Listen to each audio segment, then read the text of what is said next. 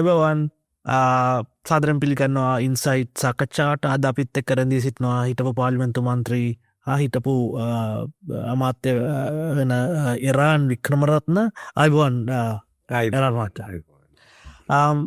මේ දවස්වල යන කතා තමයි මේ සජබ හා එක්සත් ජාතික පක්ෂ එකතු කිරීම එක එකතු වෙලා වැඩ කරන්න කටයුතු කතාබහ වෙනවා. මොකක්ද ඇත්තට වෙන්නේ මේ දවස්වල?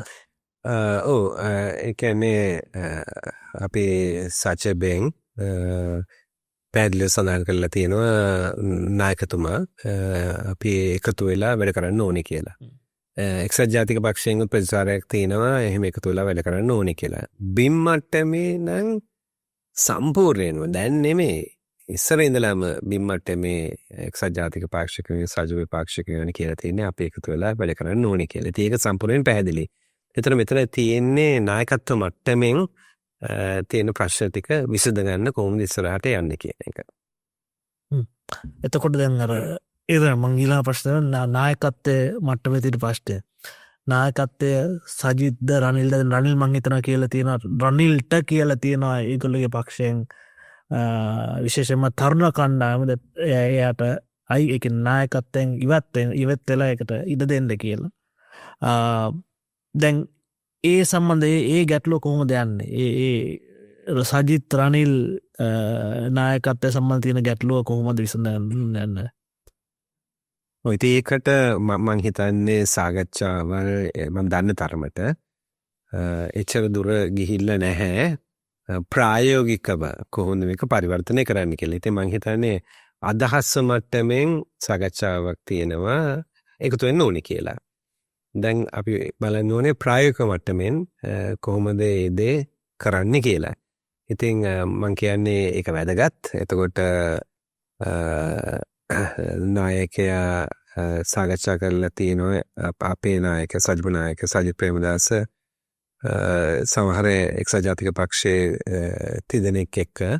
නමුත් මං හිතන්නේ ඒක එතන ඉඳලා දැන් ඊළඟ තැනට ගෙන යා යුතුයි. එතකොට ඒකේ ගිහිල්ලා ඒක එක්සත් ජාතික පක්ෂයේ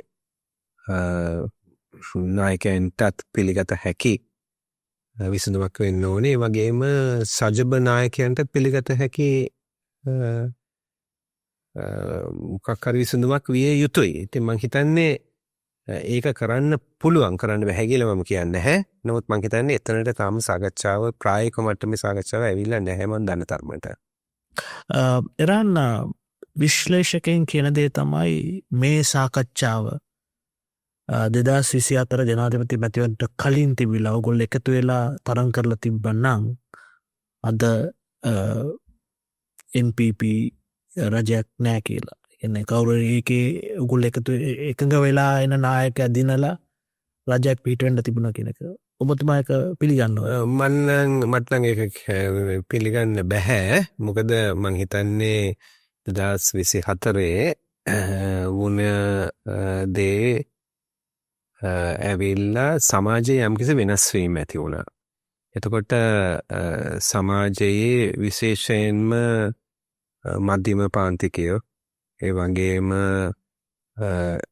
තරුණ කොටස් ජෙන්සි කොටස් හරිද මේ අය අරගලයක් ඇති කළේ සමාජයේ වෙනස් වීමක් ඇති වෙන්න ඕනේ කියලා. නීති ආධිපත්‍යය තියෙන්න ඕනේ. දූෂණයට එරෙහිව සිස්ටම් චේන්ජ් එකක් තියෙන්න ඕනේ කියලා. එතකොට මං හිතන්නේ එකතු වීම විතරක් මදි අපිට පුළුවන් වෙන්න ඕනේ පෙන්වන්න අපිට පුළුවන් කියලා සිස්ටම් චේන්ජ් එක ගේන්න.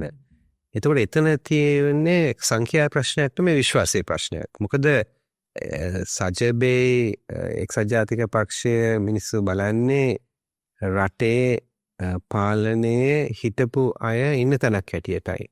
එතකොට ඒ වෙලාවේ අර වෙනස් වීම ඉල්ලනකොට කිව්වේ මේ අයව දාලා වැඩක් නෑ අපි අලුත් අය දාලා බලමු අපිට ඕනේ මේ වෙනස් වීම කියලා. ඉතින් ඒකයි මම කිව්වේ මේක මේ එකතු වුණා කියලාම දීලා නැහැ. ඊට හුඟක් එහා හිතන්න වෙනවා. අන්තිම ප්‍රශ්නය රන් දැන් මේ රජය පාර්ලිමේන්තුවයි පාලිමේන්තු හා ජනාධිපති මැතිවරණය දිනලා අවුරුද්දටත් වඩා වැඩි. දැන් ඒගොල්ලෝ පාර්ලිමේන්තුවේ බහුතර බලයෙන් ඉන්නවා. ඔබතුමා කොහොමද දකින්නේ මේ අවුරුද්ද පහුගිය අවුරුද්ද? මං කියන්නේ ධනාත්මක පැත්තෙන් කිව්වොත් එකක් ඇවිල්ලා හුරු පිටිපස්සේ අනේක. එතකොට ඒකලන් අර අපි ඒගොල්ලන් නෙමෙයි අපි ආණ්ඩුවයි විපක්ෂය එකතු වෙලා සම්මත කළා දූෂණයට එරෙහිව පනත. මම ඊට ප්‍රථමයෙන් ගෙනාව පාර්ලිමේන්තුවට පුද්ගලික මන්ත්‍රී යෝජනාවක් අපේ වත්කම් බැරකම් අපි සියලු දෙනාම ප්‍රසිද්ධ කළ යුතුයි කියලා. ඒක පුද්ගලික බිලක් හැටියට ගෙනාවයි ප්‍රයිවට් මෙම්බර්ස් බිල් එකක් හැටියට. එතකොට ආණ්ඩුව මේක ගෙනාපුවාම මම යෝජනා කරපු දේවලුත් ඇතුළු කළා ඒගොල්ලන් මේ අලුත් පනතට. ඉතින් අපි ඔක්කොම සහයෝගය දුන්නා. ඉතින් මේ ආණ්ඩුව ඒ පනත තමයි පාවිච්චි කරන්නේ. දැන් මම හැම එකක්ම ගැන එකඟ නැහැ. මේගොල්ලන් මේ දූෂණය පිටිපස්සේ යන. ඒ කියන්නේ උදාහරණයක් ඇටියට මේ අත්අඩංගුවට අරගෙන දවස් 2 3 4ක් මේ රිමාන්ඩ් කරලා ඊට පස්සේ නිදහස් කරලා ඊට පස්සේ කියන උසාවියට එන්න මම ඒ සංස්කෘතියත් එක්ක එකඟ නැහැ. මම කියන්නේ සාක්ෂි හොයලා කෙලිම නඩු දාන්න. තේරුණා නේද? නිකන් නැත්තම් මේක නිකන් ෂෝ එකක් වෙනවා ඇත්ත. තේරුණා නේද? හැබැයි ඊට ධනාත්මක පැත්තෙන් මම කියන්නේ හොරු පිටිපස්සෙන් යන එක ධනාත්මකයි කියලා. ඊට පස්සේ මත්ද්‍රව්‍ය පිටිපස්සේ යන එක. මොකද දැන් තමයි පැහැදිලි වෙගෙන යන්නේ මේක කොච්චර ගැඹුරට ගිහිල්ලා තියෙනවද කියලා. ලංකාව මත්ද්‍රව්‍ය විකිණීමේ මධ්‍යස්ථානයක් වගේ වෙලා තියෙනවා කියලා. ඉතින් ඒකත් මම කියන ධනාත්මකයි කියලා. ඒකත් ඒකලන් කොයිලා බලලා ඒක පිටිපස්සේ යන එක. ඊට පස්සේ හුඟක් සංශෝධන පොරොන්දු වුණා. හරිද? එකක් කිව්වා දුප්පත් අයට අපි හුඟක් උදව් කරනවා අරක මේක කියලා කිව්වා. IMF එකත් එක්ක අපි නැවතත් සාකච්ඡා කරලා ලොකෝ වෙනස් කරනවා කියලා කිව්වා. නමුත් අපිට පේන විදිහට දුගීභාවය තාම 25% විතර තියෙනවා. එතකොට අපි ගත්තොත් රාජ්‍ය ව්‍යවසාය ලොකු කතාවල් තියෙනවා මේ රාජ්‍ය ව්‍යවසාය සංශෝධනය කරන්න ඕනේ කියලා. මොනවත් වෙලා නැහැ අවුරුද්දකට. එතකොට අපි බැලුවොත් රාජ්‍ය සේවය සංශෝධනය කළ යුතුමයි. මොකද රාජ්‍ය සේවය හරිම වැදගත්. රටකට ඉදිරියට එන්න බෑ හොඳ රාජ්‍ය සේවයක් නැත්තම්. හොඳම මුල ටික තියෙනවා. ඒ අය බලා ගන්න ඕනේ. ඒකට හරි වෙළඳපොළ පඩි ගෙවන්න ඕනේ. එයාගේ පුහුණුවට අපි ආයෝජනය කරන්න ඕනේ. ඔක්කොම අපි කරන්න ඕනේ. ඉතින් එතනත් මට තාම පේන්නේ නැහැ. ඒතර අධ්‍යාපනය සංශෝධනය ගැන හොල්පලට දැන් කතා වෙන්නේ කරිකියුලම් එක ගැන. මොනවද අධ්‍යාපනයට එකතු කරන්නේ. මම හිතන්නේ ධනාත්මක දේවල් තියෙනවා ඒකේ. එකක් ඇවිල්ලා කාලේ අවසානයෙන් විභාග තියන්නේ නැතුව දිගින් දිගටම කන්ටිනියුවස් ඇසස්මන්ට් එකක් තියෙන එක. හැබැයි මම හිතන්නේ මූලික ප්‍රශ්නයට තාම යොමු වෙලා නැහැ. මූලික ප්‍රශ්නේ ඇවිල්ලා රාජ්‍යයකට පමණක් අධ්‍යාපනයේ සේවය දෙන්න බෑ. මේක හැම රජයක්ම කරලා තියෙන වරදක්. ඉතින් පෞද්ගලික පාසල් වේවා, විශ්වවිද්‍යාල වේවා, වෘත්තීය මධ්‍යස්ථාන වේවා ධෛර්යමත් කරන්න අනිත් අයට තෙන්න ඇවිල්ලා ඒ වලට කරන්න. මොකද නැත්නම් ලංකාවේ මධ්‍යම පන්ති ඒගොල්ලන්ගේ දරපම් පිටරටවල් වලට යවනවා. 3-4 ගුණයක් වැඩියෙන් ගෙවන්න වෙනවා. මේ රටේ ඒ ජාත්‍යන්තර විශ්වවිද්‍යාල හැම ඇති කරන්න පුළුවන්. එතකොට වෛද්‍ය විද්‍යාල වලට ජයා ජාදන කාලේ ඉඳලම විරුද්ධ වුණා. මේ ළඟදිත් විරුද්ධ වුණා වෛද්‍ය විශ්වවිද්‍යාලයට. අපරාධයක් මේ අපි කරගෙන තියෙන්නේ. මේව නිවැරදි කරන්න. ඉතින් මේ රාජ්‍ය හුඟක් ප්‍රතිසංස්කරණ තියෙනවා. එතකොට අපි බැලුවොත් උසාවි ක්‍රමවේද ගැන තේරුණා නේද?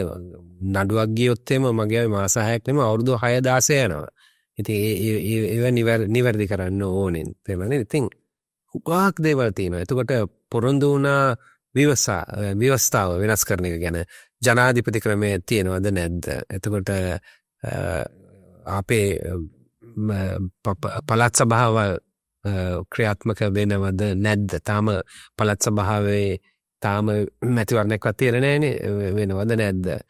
ඉතින් මේ වගේ ව්‍යවස්ථාවික වෙනස් වීමුත් පොරොන්දු වුණා. ඒත් මොනවත් වෙලා නැහැ. ඉතින් මං කියන්නේ දැන් අවුරුද්දක් හිටියා. මේ අවුරුද්ද ඒව වෙලා නැහැ. ඒ නිසා මේ මාස 12ේදී කරන්න බැරි වුණොත් මේවා ඊට පස්සේ ඕනම රජයකට ඒව කරන්න අමාරුයි. ස්තුතියරන් වික්‍රමරත්න මෙතුමා හිටපු පාර්ලිමේන්තු මන්ත්‍රී. ස්තුති අපිත් එක්ක රැඳී සිටියට ඉන්සයිට් සමග අපිත් එක්ක රැඳී සිටියට ඔබට